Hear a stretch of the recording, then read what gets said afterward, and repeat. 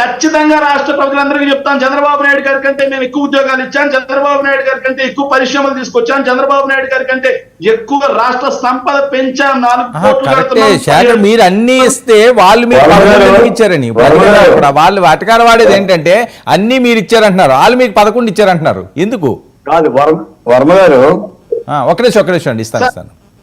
2024 ఎన్నికల్లో రాష్ట్ర అభివృద్ధి కంటే, ప్రభుత్వం చేసిన అభివృద్ధి కంటే కూటమి పార్టీలు చేసినటువంటి తప్పుడు ప్రచారాలే జనాల్లోకి ఎక్కువ వెళ్తాయి. ఉదాహరణకి 14 లక్షల కోట్ల అప్పు అనేది వెళ్ళింది, ఏదైతే 4,000 కోట్ల రూపాయల భవనాలకు అనేది వెళ్ళింది.